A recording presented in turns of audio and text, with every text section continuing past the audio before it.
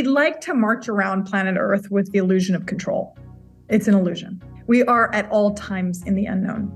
And that is both exhilarating and terrifying for many of us. And when we partner with psychedelic compounds and plants, we are more actively like confronting the unknown. Hi, I'm Zoe. Hi, I'm Erica. Hey, Erica. This is our podcast. Well, what do we do on the podcast? We talk to wellness experts. Well, what do we talk about? Wellness stuff. And why are we doing this? Because we want to have an inclusive conversation about things that you can actually use and apply to your life. Right. We don't think that wellness should feel preachy. We think it should feel like everybody can participate. That's right. So if you like what you hear, tell a friend. Give us 5 stars. They're all free. All of the above. All of the above. And think of us as your navigators on the bumpy highway to well. Lauren Taus is a licensed psychotherapist practicing ketamine-assisted psychotherapy, also known as KAP, K-A-P. She is in LA. She is accessible.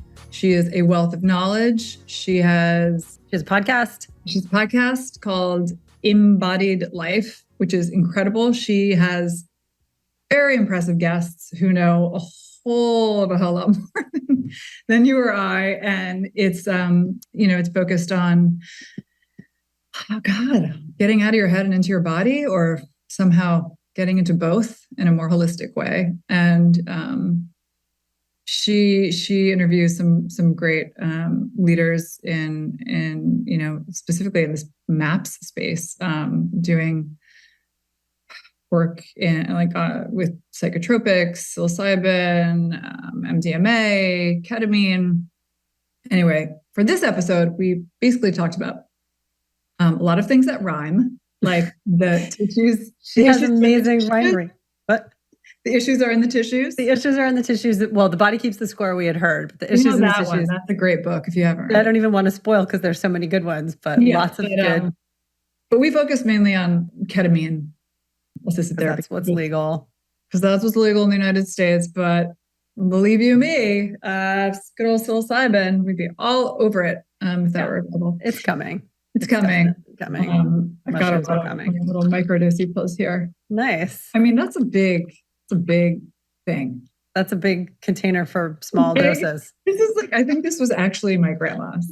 Oh my God. Yeah, that's a lot. I like it. But Lauren Taus, she's great. Have a listen. She's got lots of great information. Yeah. Go make your appointment now. Field trip is a way. I know. Yes. We'll put it in the show notes or whatever people do. All right. Have a listen. Enjoy. Hey, co-founders of Earth and Star here. Real quick. What if we told you that your morning cup of coffee could deliver powerful immune support, keep dementia at bay, and help you sleep like a baby? Or that you could improve your gut health and reduce inflammation with a delicious daily gummy? You'd probably say we're full of shiitake. Well, it can. And as it turns out, all of these powerful health benefits are hiding right under our feet, literally, in the form of functional mushrooms, sometimes referred to as adaptogens. Adaptogens. They are fancy plants and fungi chock full of science-backed benefits to help your body restore, defend, and perform every single day. Earth and Star is our line of super premium adaptogen-infused goodies. Goodies. What do we got? We've got organic ground coffee in dark roast, hazelnut, even decaf for people like me. And they're all boosted with a powerful dose of adaptogen extracts to give you the most delicious morning brew with zero crash, zero jitters, zero for real. Talk to me. I like it. But is it actual coffee? Or that weird muddy tasting coffee replacement that you have to mix and froth and then convince yourself it tastes good. Tastes good and not like mud, you mean? No, because it's actual coffee. We just added in the extracts. So you get extracts for powerful focus, sustained energy, no anxiety, no big whoop. And if that's not your thing, we've also got dark chocolate bars. I mean, fun. They're organic, 72% cacao with delicious flavors like mint, orange, sea salt, and all with no weird crap or additives. Most likely you have a daily chocolate habit anyway, so why not make it super delicious and functional while you're at it? Mm-hmm. And what's that? You still need an easier way to make this adaptogen habit stick? I see what you did there. I see where you're going. Done. I know. Here's what I did. We've got gummies too. Get it? They stick. Yes. And we managed to pack a therapeutic dose into just 2 little vegan gummies. Two, not 4 or 6, because come on, people, no grown-ass adult needs 6 gummies a day. But if you do, no judgments. No judgments. And no, Earth and Star products do not taste like mushrooms. We will legit give you your money back if you taste even the slightest hint of shroominess. Our products are just like the ones you are already consuming regularly. Real coffee, real chocolate, etc. They are just boosted with functionality to help you adapt every day. Adapt every day with all the stuff that comes our way. Oh my God, I just did a rhyme. That was good. That's pretty good. So check us out at earthandstar.com or follow us at Earth and Star Co. And if you want 15% off, you can use the code HTW on your first order. Do.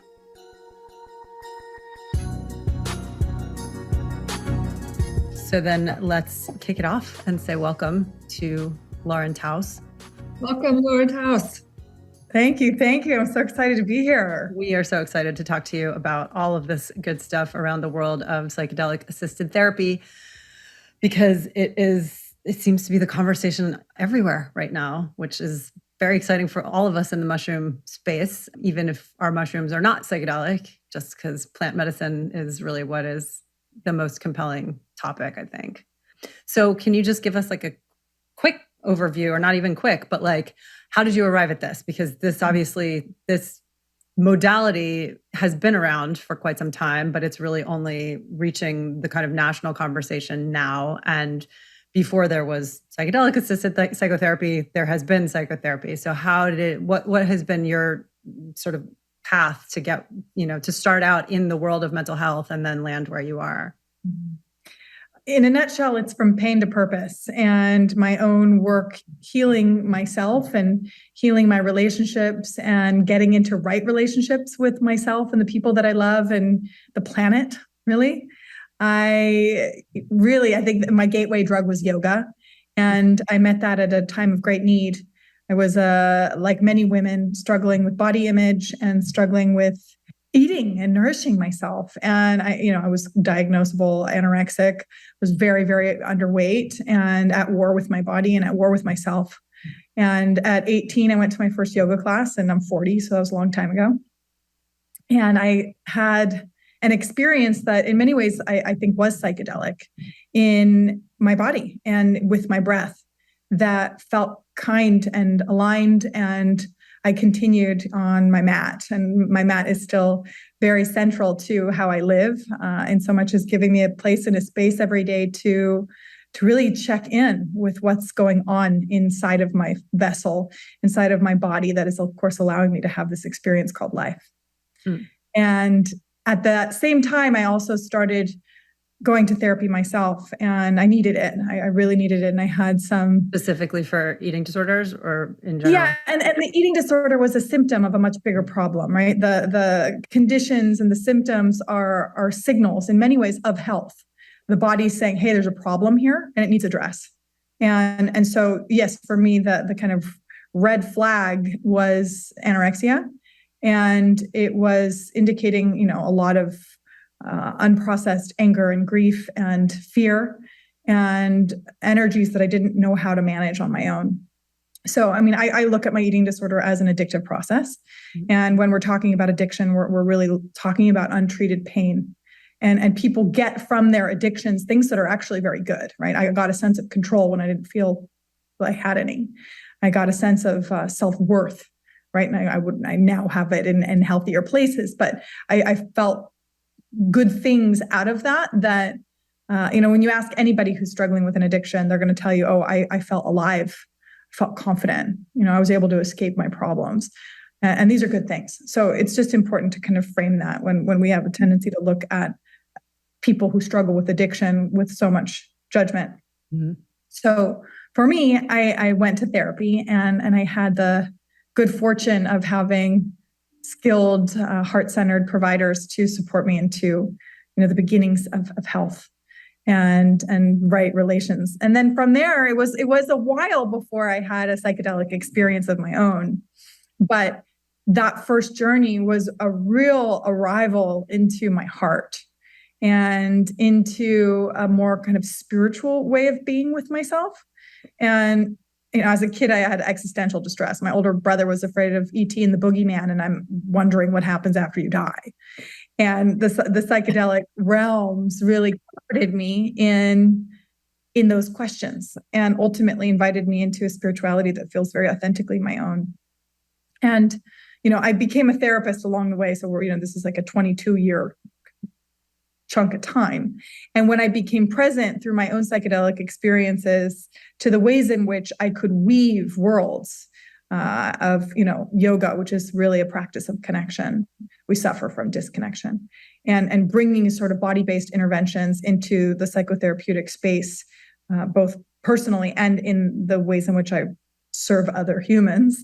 And then on top of that, partnering with these really potent tools and allies of plants and compounds, I just knew that was my path. And it was my path because it served my personal healing and development. And that was one that had a very significant spillover into my family. So I really work a lot from my own space of transformation with specific, interventions and skills and trainings that I have, learned, and also just with the full knowledge that people can really change and live lives that are good and that feel good. Can I ask, what type of therapy were you doing when you first started? My training is as a social worker, and what I love about social work is that it takes a systems approach. It doesn't look at an individual from a lens of pathology, right? And so much of our medical system, of which nurses, therapists, doctors, psychologists, et cetera, are a part, tend to look at like the individual as the problem rather than the environment as also part of biology. Now, I also was trained and learned through additional trainings and had a lens that was more Gestalt oriented, psychodynamic and cognitive behavioral, which is useful and also very limited. So it was through my own kind of continued process that I met internal family systems work and continued to explore how to work with the body in therapy. Because as we know, and thank you to people like Bessel van der Kolk and Peter Levine and Gabor Mate, that the body keeps the score and that the issues are in the tissues. And what we don't... I haven't heard that one before. I haven't either. I like that. And what we don't express, we suppress and repress.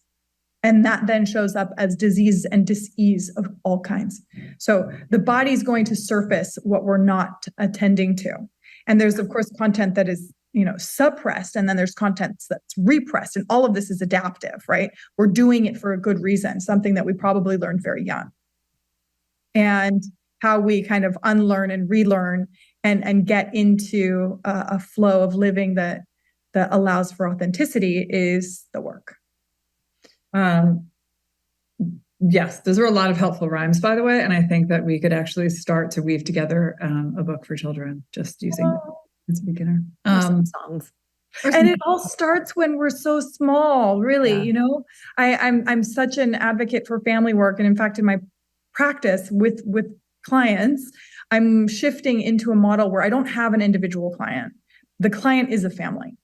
Because so often in my work, people are having conversations with me that they need to have with their husband, wife, mother, father, brother, sister, and someone. So I want to support those conversations so that the role of therapist becomes like less necessary because they're actually doing the work that they need to do in their key relationships. Yeah, that's so funny. I always find that I'm just like, oh, I just had the conversation with my therapist that I should have had with my X, Y, or Z, and then I'm like, oh, I feel better. My job here is done. But then you go back and you're like, oh, but that was never communicated. And I'm right back where I started. But yeah, it is a tricky position. And it's a great practice field in that way. Like the therapeutic dynamic is a great practice field, but the game is outside. Yes, that's right. Right. That's right. That's where you actually put it into practice. Mm-hmm. So going back to your first psychedelic experience, because again, we're saying now this is, you're going back to about 20, 22 years, which is the first time that I did yoga too. Actually, it's funny that you said that. I was doing the math. I didn't have quite as transformative an experience as you did. I think probably because I went to New York Sports Club and maybe I should have gone to a proper studio. But I went to still Yoga Fit and it worked for me, but okay. it was probably a similar content. Well, I still do it. So, it obviously stuck. But when you had your psychedelic experience, I mean, was it completely recreational and you went to the place where you sort of applied this kind of therapeutic concept, or was it already intentional? Because I'm thinking 22 years ago, we all did a little bit of something interesting in college, or most of us did, but never with an eye on therapy, maybe for an eye on like, oh, I just want to sort of expand my thinking, but like, who fucking knows what that means when you're 18, 20, 24 years old? So like, what was your initial intention with the psychedelic experience and how did it kind of unfold and develop into something that felt more like substantive? So just to kind of correct my history, I called my yoga class for a psychedelic experience. Mm-hmm. And it was that first practice. It wasn't with psychoactives until much later. Oh, much later. Okay. Yeah, I was a good kid, and drugs were not on the good girl list. Mm-hmm. And I had a lot of fear and judgment around what these things are, and it kept me sort of real distant from any sort of engagement. When I did finally have my first experience, it was very intentional, okay. and I went with a lot of trepidation. And whenever someone is preparing for a first experience, or truly any experience like this at all, nervous energy is appropriate and healthy. And if someone isn't nervous, that's a little bit more concerning to me. Mm-hmm. Well, can you talk a little bit about, just backing up for a minute? So I don't want to say you specialize in, but you practice CAP, right? Sure do. Uh-huh. Which I'm very curious about. I actually got very close to doing ketamine-assisted psychotherapy, and then was sort of derailed by my therapist, my regular therapist, who thought I was a bit hasty. But we'll get into that later, because I'm really curious to hear your opinion on that. And so, yeah. So how do you incorporate that into your practice? At which point do you say like, okay, we're going to do, talk therapy, whatever you want to call it, but maybe now we've reached a point where we want to experiment with CAP. And before we even get that from you, can you explain what ketamine therapy actually is and what it's used for? Yeah, thanks for sharing that. It's ketamine-assisted psychotherapy is a really powerful intervention and way of working with the human heart and mind. And I'm an advocate for the plants and the compounds. So I'm trained by MAPS in the MDMA-assisted psychotherapy protocol for complex PTSD. I've also trained and learned in shamanic realms with plant medicines. And I have been specializing and focusing on ketamine for the last several years because it's a legal medicine, because I can work with it with my license, medically sound, right? And I don't have that same freedom with the other plants and compounds at this time. So initially, I actually had quite a lot of judgment around ketamine because I had seen it engaged with in recreational contexts that, quite frankly, seemed alarming to me. And, ketamine is a dissociative anesthetic. So if someone is looking to leave or numb, it's a great drug. It's a great drug. And, it has many different applications. It is, yes, a horse tranquilizer. People often ask. That was my high school experience. I'm like, oh my God, what is that horse tranquilizer my friends are doing? And like, they're going to go into like a K-hole or whatever. Yeah, which I call transformational space, right? The K-hole for me is transformational space. Yeah. And it's all very setting specific. We talk in the space of psychedelics about set, setting, and dose as sort of the three-prong kind of pillars that need to be attended to for a good experience, right? And a good experience can be very challenging and still good and generative, right? But if we want to do this safely, like those three things really need to be accounted for. And back to ketamine, it's also very commonly used in pediatrics, in surgeries with children. It's one of the top 10 global medications. So it's used in every major world hospital. It's only. So how did it get such a bad reputation for being solely associated with horse tranquilizers and becoming this party drug that people only took in like vast quantities? Like, where was that sort of nuanced level that we all missed until a few years ago? I mean, there's a whole lot of storytelling around drugs, right? And we come from like the just say no era, from the, drugs are bad era, from the you're going to turn into a derelict and an addict era. And, there is, engagement with all of the substances that is, maybe not healthy and needs attention. But in the space of ketamine-assisted psychotherapy, I see in the space as it becomes wider and as it gets more commercialized, that there's a lot of companies that are really just like doling out drugs. Mm-hmm. And if you're going to call something therapeutic, it has to be relational. So at this point, people often come to me for CAP. Like they're coming and that's what they want. That's what they're looking for. I don't engage medicine unless I know who's who in your zoo and where you're looking to go and grow. That means I need to spend time with you. Okay? There's so many good rhymes here. I mean, like before this, you were, I don't know, DJ Rev or something. It's like Dr. Seuss. I know. Well, I'm glad it makes you. I'm glad you like it. But it's what resonates with people. Go and grow and get. Who's in your zoo? Issues. I need to know. And I need to feel very comfortable as a provider that I can hold you in your process, and in the opening of Pandora's box, which these medicines do, right? Mm-hmm. And in many ways, I think people come to therapy or psychedelics because something inside of them needs to die, right? And it's a thought pattern, an identity, a behavior, a job, a relationship, all kinds of different things. And I need to make sure that I feel I can hold you when you're dying. And I want to also really make sure that the client feels very comfortable with me. So I encourage anyone and everybody to be in the space of interviewing providers. Someone might be the quote unquote best at whatever it is that they're lauded to do and might not be an accurate fit. Right. So for me, I first take the time to build relationship with people. And then I work with medicine. So I generally will work with 4 to 6 treatments with people, spaced, sometimes a week apart, sometimes more than a week apart. Sometimes there will be multiple sessions in a week. It really depends. It's there's no one size fits all treatment plan when it comes to this thing. And, you had asked, what is this really good for? Ketamine has been most researched and proven to be effective for disrupting treatment-resistant depression and anxiety. And when we talk about treatment-resistant, people aren't resisting treatment. The treatments aren't working. They're not good enough. And we really need to find and identify more effective solutions that are going to translate into the results that people are looking for. What about post-traumatic? Is it just depression and anxiety, or is ketamine? No, ketamine's great for many things. I have definitely served many people well with PTSD, with eating disorders. It's great for OCD. It's really, really, really potent interrupter of suicidality. I think it's maybe the best drug for end of life care. And we're all going to die, and we don't have enough conversations about that. God, it kills me. No pun intended, but yeah. To not have that conversation, you're saying? Right. I mean, and as I mentioned, much of my journey is fueled by my own experiences, and both my sister and my mother have passed.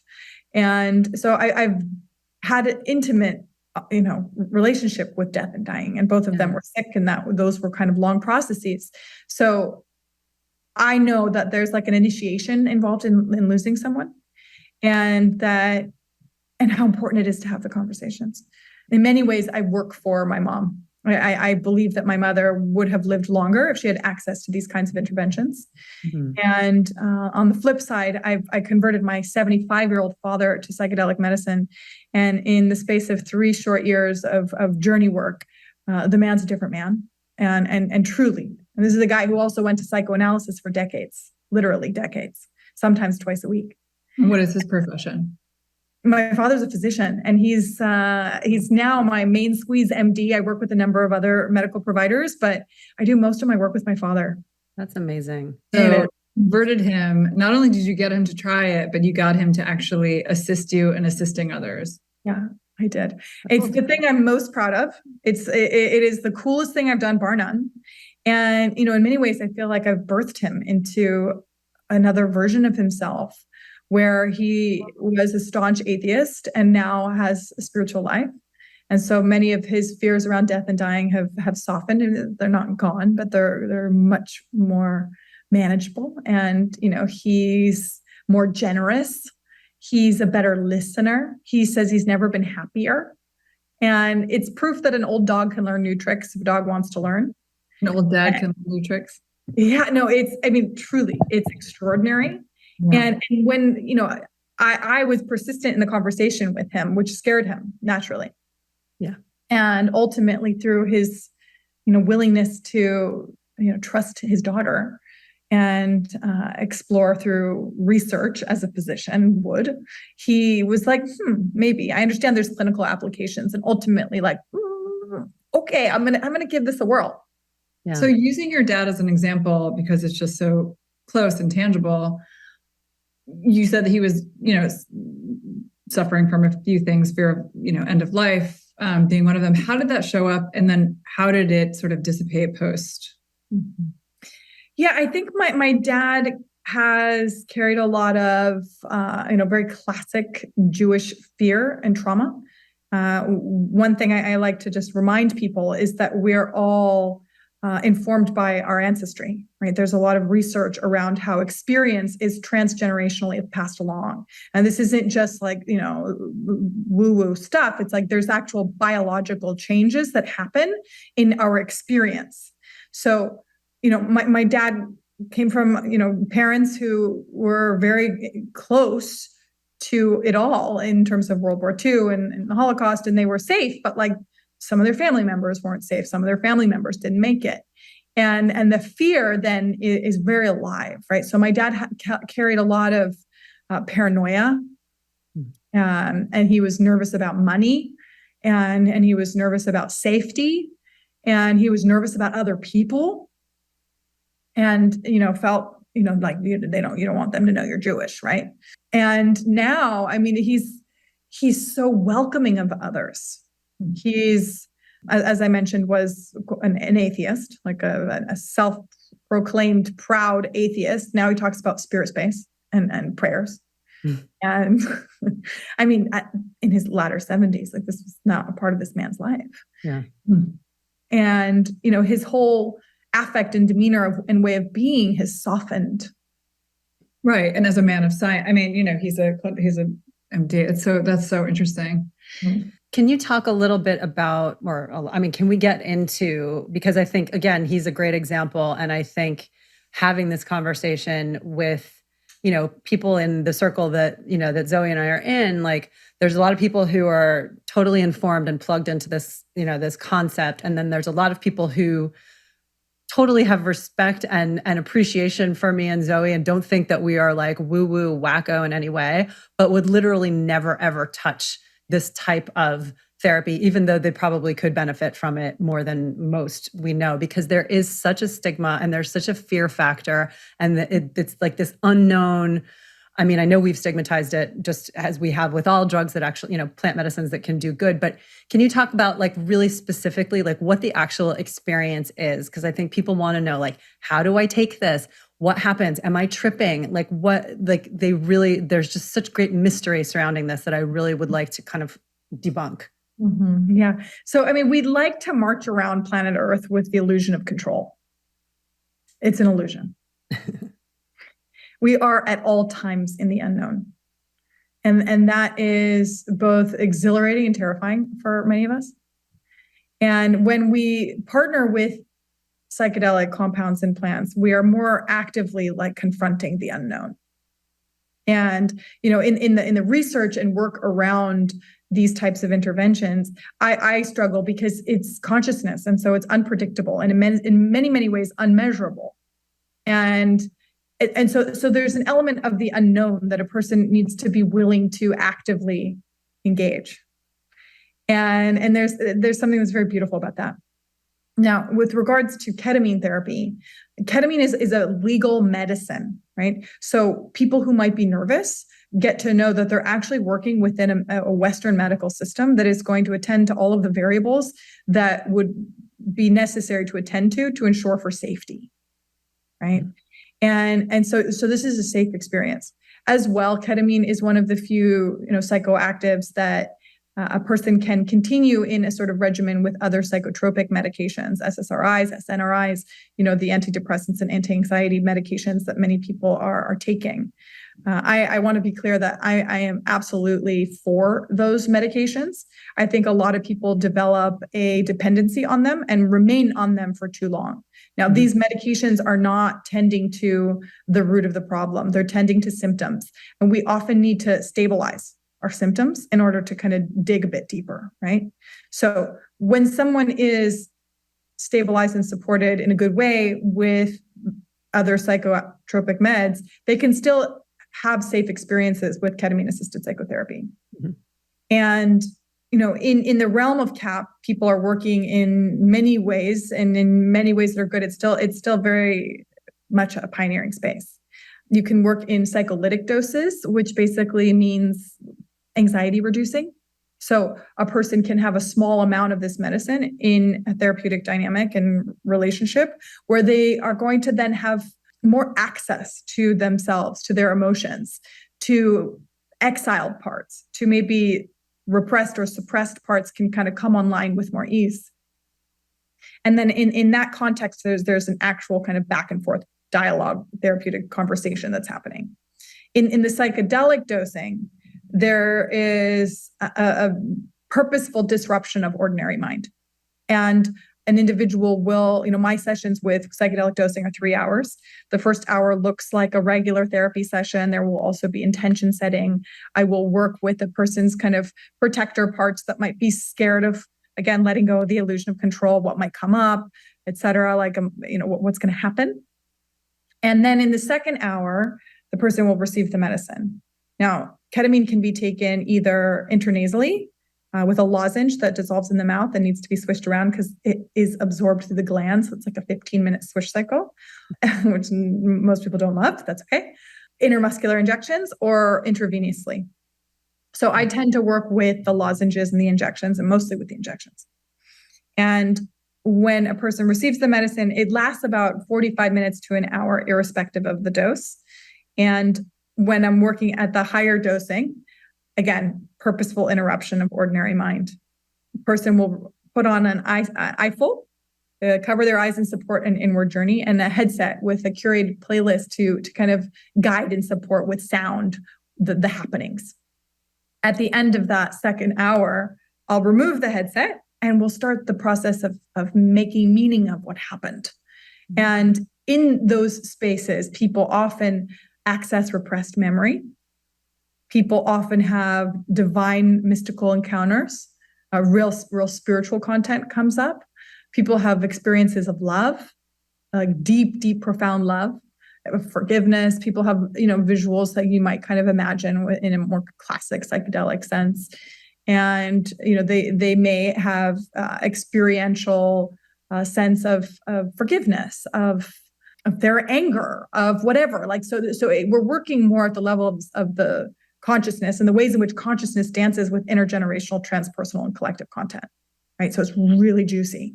And then we start to kind of unpack it in the third hour. I will always make sure to contact the individual 24 to 48 hours after that session to check in, and then do an integration session shortly in that kind of time frame as well.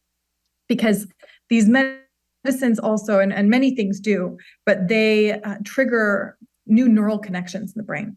So the default mode network quiets, right? Your way of being, your personality traits, which are all adaptable, and many adaptations, some of which are, designed for survival, but aren't helping you anymore, aren't working anymore.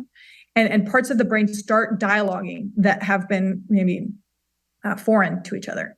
And this kind of creates a golden hour or days where really, really effective psychotherapy, which should be psychedelic in nature, can happen.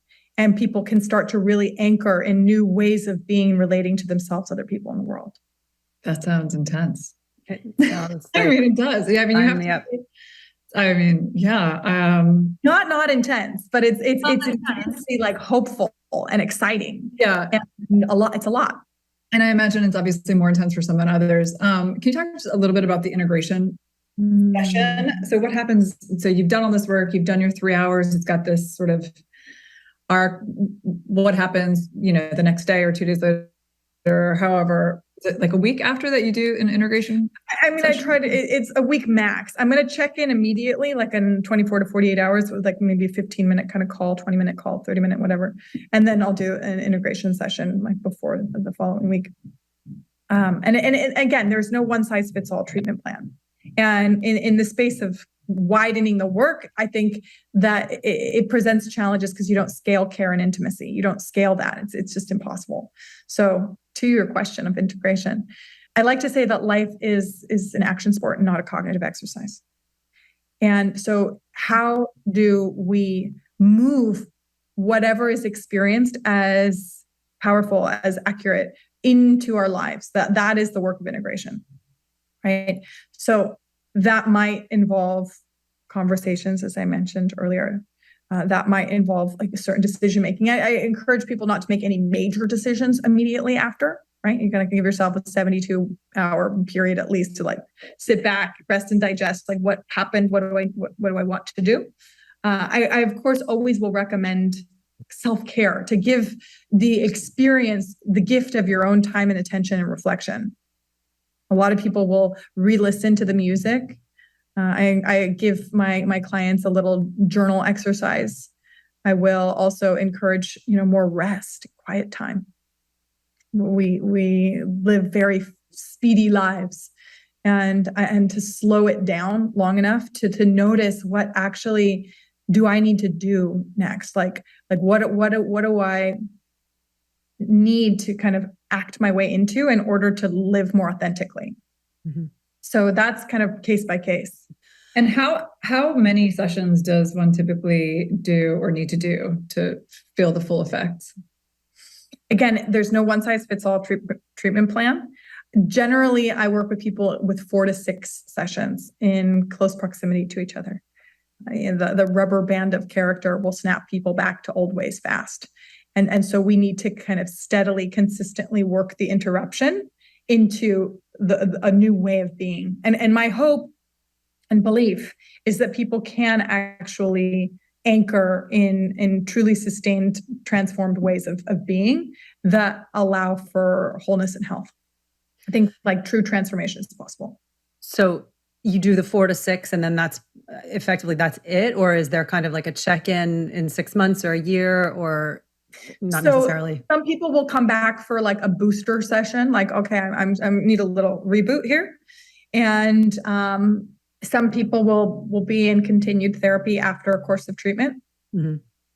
Just depends. Yeah. Is there anybody who is like definitely not a candidate for this? Yes. When people have psychotic features or psychosis in the family, you want to steer clear of this kind of work. It can trigger psychotic episodes for people who flirt with that kind of pathology in their lives and in their histories. There is some work that's being done to explore whether that can be done safely and well, but generally speaking, that's an area you're going to want to say like no to. Right. Zoe, I'm not putting you on the spot, and obviously we can edit or whatever, but I'm curious, what did your doctor say that like, why did they suggest that this was not a good path for you? Well, it's interesting. I mean, I do cognitive behavior. Like I've been seeing the same therapist for, I don't even know, 8 years or something, 7 years. Mm-hmm. And she's great. I love her. And she's seen me through some, ups and downs and life milestones, children being birthed and, all the rest. But there was like a very concentrated period where it was just like way too much, just sort of like, post. I had like a 4-year-old, a 1-year-old. My mom had just died very suddenly. Like a year later, I was like totally traumatized by like one of the closest people, in my life, like totally violating my trust. Like all these things just sort of happened. And then like pandemic, whatever. It was just like new business. Literally, it was just this sort of like, oh my God, I consider myself to be pretty, like I can work through some things. But I was like, oh man, this is a really intense moment. And I feel totally traumatized on like every front. And so, I had like taken a break from her actually over the pandemic. We had a few Zoom sessions, but I came back during this concentrated moment. I was like, hey, emergency session. I'm like about to lose my shit. Like I'm really, and before I had even seen her, I started investigating ketamine therapy on my own. And I was like, I think I want to try this. It just seems like, I know it's like, I wasn't having any sort of like suicidal. I definitely was not depressed, oddly. I think I was just having like an insane level of anxiety and like kind of like post-traumatic. That was like too much. And so I thought that would be a very interesting and not quick way, but I'm interested. My style is definitely more like, let's go deep. Let's just go deep immediately. And like, let's just do it. I'm not interested in like fucking SSRIs or anything, I'm just not, right? Like, I'm not interested in spending like 10 years in talk therapy to like maybe uncover whatever I don't even know is there. Maybe it's some intergenerational trauma that I had from like, my mother, my father, who's they both certainly had their own situations, so there's just so much there. And I'm like, TikTok, let's get into it. So the more I learned about ketamine, the more intrigued I was. And I was like, oh God, you know what? I had done all the sort of preliminary meetings through field trip, and it seemed like a great option. And I was about to like schedule my first session. And I was like, I'm going to check in with my therapist. And I want to just like, hey, this is what I'm going to do. What do you think? And she was like, I was like scheduling my appointment. And, she definitely was just like, Zoe, like I don't think that, and she's really open-minded. This is not like, I was surprised by her reaction actually, which was, this is typically like a last resort kind of thing. And, you're not really struggling with like depression or just like anxiety, yes, but you're not struggling with like post-trauma and I was like, I kind of am though, like pretty sure I am. And so she somehow managed to convince me to just wait on that and instead talk to a prescriber to explore SSRIs, to just like immediately like tamp down any like acute, like crazy anxiety I was having.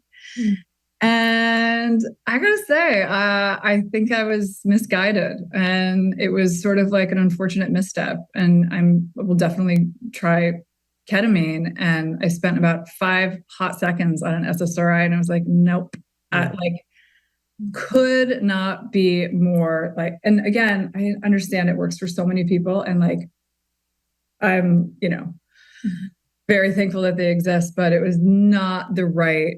It was not the right combination for me. And I'm still surprised as I think about it now, even looking back, this is like a year later. And I'm like, wow, what a weird derailment that was. Cause I really think I was on the right path. And I also couldn't believe how generously I was like given the opportunity to take as many SSRIs as I wanted, and like Xanax and Valium, and like, I was like, whoa. And I, like, it's safe to say, like, I'm, knock on wood, in no danger of becoming addicted to this type of thing. Like I've always hated like that feeling. I can't stand it. I don't like any kind of like numbness. I don't like oxycodone, like none of it. Like I wouldn't even take it for like, surgeries. But anyway, I'm curious to hear what you think about that without, that was obviously like so top line and without having any kind of like background or more information. Yeah. This isn't a clinical diagnosis or assessment, but I can kind of respond to what you shared, and thank you for sharing it. Yeah. I don't know if your therapist is kind of really privy to what this type of work is. My dad likes to say that it's also for the betterment of well people. And I believe that we can, become more alive, and you don't need to really be deeply suffering, right? And it sounds like you were in quite a bit of struggle and dealing with a lot of anxiety, which this particular intervention is specifically good at managing and disrupting and supporting, like the solution around. As well, from all of the ways in which I've learned psychedelic medicine and healing, it's always an inner directed approach. So the idea is that like you actually have your answers and you actually know how to heal yourself. And so it sounds to me like there was part of you that didn't listen to your own knowing around what was accurate for you. Yeah. And Gabor Mate talks a lot about the tension between authenticity and attachment or belonging. And so often we compromise what's true for ourselves in order to maintain certain relationships. Mm-hmm. Right. And there may have been a way in which, in order to kind of maintain the relationship with your therapist, you let her kind of decide for you. Yeah.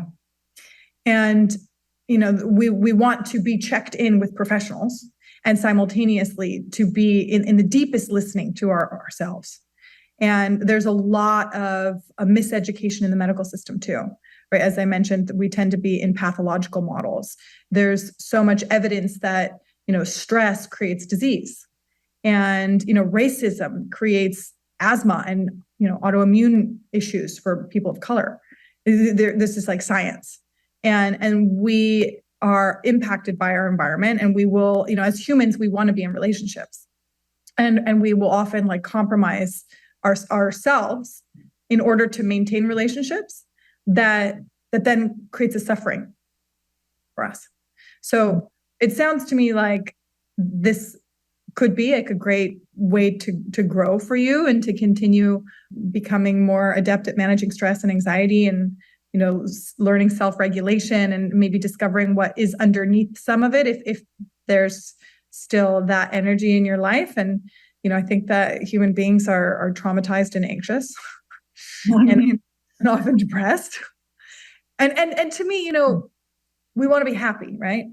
And happiness requires our ability to play the rest of the emotional keyboard. So if you want to be happy, get fluid in grief, get fluid in fear, get fluid in anger. Healthy anger, like your no is important. And we call it the terrible twos. When kids start saying no, like they need to learn their boundaries. That's wonderful. And we should embrace them learning healthy individuation. Like, no. I mean, how often do we struggle saying no? And what's the price of that? Yeah. So the brief bit that you shared, thank you for sharing. And it sounds like CAP would be, and certainly would have been, great for you. Yeah. Yes, and there's still time. Because still time. Yeah. Well, like as soon as we get off this call, I'm gonna like message my friend who's doing it in her clinic right now. Yeah, I think it's a great option. But on that note, is there a group of, just culturally speaking, is there any specific group that you wish would pay more attention to this type of therapy, or you wish you could reach or offer this to? I mean, largely I'd like to reach the uninitiated. I don't want to preach to the choir. And if I can preach to the choir and provide them with more information so that they can be more effective change makers in their individual lives and relationships, then I'm excited about that. But, people are taking drugs, whether or not they think they are. Like people are drinking coffee, eating chocolate, drinking wine, taking the prescription meds. And I have no judgment about any of that. And, there's so much judgment that we carry around certain kinds of drugs. And there was a whole political agenda around creating that, which was wildly effective, the Nancy Reagan's just say no. Like, again, when people are involved in an addictive process, they're getting something that's good for them. And then like it's some sort of like experience of love, ultimately, that, is unhealthy and harmful for them. But like, you don't just say no to love. Someone isn't choosing to be addicted to something. And also, people have partnered with psychoactive plants since the beginning of time across the world. And that there's nothing new here. This is ancient technology adapted for modern practice with some newer man-made tools that are really great. And, I want people to live well. I think the only problem on planet Earth is mental health. Yeah. Oh my God. We could do a whole other episode just on drug policy alone. I mean, my Lord. And I did my clinical training in an inpatient drug and alcohol treatment facility that was populated by people as an alternative to incarceration. So I had a very intimate, front row seat to the devastating harm of the drug war. And there is no science behind the ways in which the drugs were scheduled in the 70s. And it's all a bunch of really racist policy. It's just all racism. That's it. Yeah, that's right. Matters. Yes, it does. That initial kind of my clinical training in my experience was also like a bad trip because I didn't know, and so much of it was kind of protected from me as a white person with some modicum of privilege. And I will never, ever forget what I learned there. And that kind of galvanized me into a direction of activism as well. Yes, everything should be legalized. That's it. Full stop. Yeah. And then with a legal structure, we can ensure that drugs aren't cross-contaminated and people aren't having accidental overdoses. Yeah. And people know how to let's look at Portugal. Yeah, that's a whole separate kind of. I'm like, did you wait? Just so, what is it? What's today's date? It's September something. If anyone just heard the Daily on, do you listen to the Daily ever? No, they have a really good one. I'll send it to you after. Please do. It's all about this clinic, this crazy, wonderful doctor in Vancouver who's like giving out a lot of illegal drugs, and she's doing great work. Anyway. Hey. But God, I know our time is almost up, but what else? I mean, I want to make sure that we cover all the things because we could take it in so many directions again, but any direction you want to take it particularly? Did you have anything? I mean, I'll just kind of end by saying that, we are all really one. If I say that we're connected, it implies that we're separate. We're all one, and our health matters. And our health can be changed. When we're working with CAP or some sort of psychedelic-assisted intervention, we're working with consciousness, and we're often working with trauma content.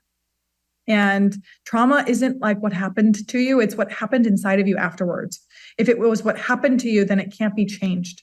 It can be changed, and it can. And there is an infinite amount of hope.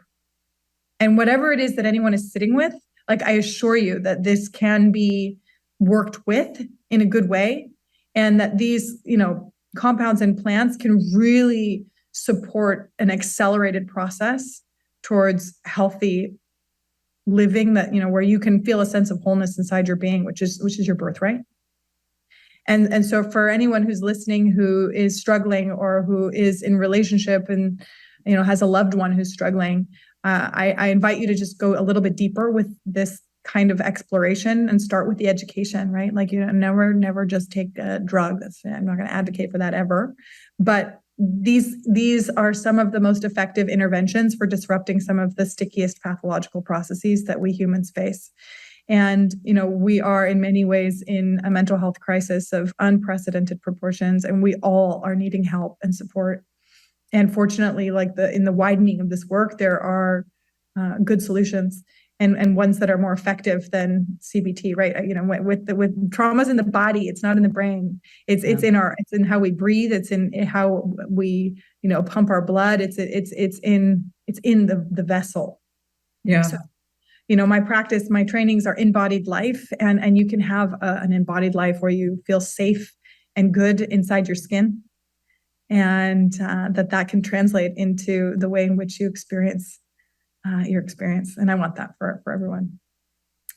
Oh my God. Embodied. You have a great podcast as well. Love it. Yeah. How do we send people to find you and just absorb even more? Yeah, you can send them to my Instagram at lauren.taus or at Embodied Life Therapy. And I have trainings, and I train other mental health providers, doctors, therapists, nurses in terms of how to do this work. I do it in team. I believe in collaborative care. And just stay connected that way, I guess. Thank you. Is there a big lack of sorry, now I'm going to take this in a different direction, but do we need to have more people trained in this assisted? 100,000,000%. The level of need and demand absolutely overwhelms good trained people. And we need it's an all hands on deck operation. And I'm trying to bring in more hands. And there's so much interest. People are so eager to learn and to explore in these ways. And it's not obvious necessarily how to do it well. So I really encourage people to be in the space of learning. I'm always learning. I'm absolutely a teacher. I love teaching. It's my favorite thing to do, but I'm a student first. I'm a student in this planetary classroom. I'm a student of consciousness. It's kind of hard to learn all that, but I'm trying, and I'm out here working my heart and working my being and my body, and including it. Right, I include myself in my care, and it feels really good. Well, you are doing great work, and thank you. It's truly amazing and inspiring work. Thank you. All right, we'll let you go because we know you have. Sorry. Thank you. So fun. I know you have people to go heal. I've got humans to support. I've got humans to rub up on and support. So here we go. Here we grow. Thanks for having me. Thank you so much, Lauren. Yeah, so good. Thanks, Lauren. All right, you can just log off and we'll stay on for a sec. Thanks. Bye. Bye. Thanks for listening to HTW. If you like what you hear, please subscribe and make sure and rate us on iTunes. You can even give us 5 whole stars if you think we deserve it. If you have ideas for guests or topics, you can call our 1-800 number. Yes, we have a 1-800 number at 800-674-1839, or holler at us on social at HTW Podcast. You can also head to our website at htwpodcast.com for more episode info and check out our Daily Blend blog to see what we're drinking.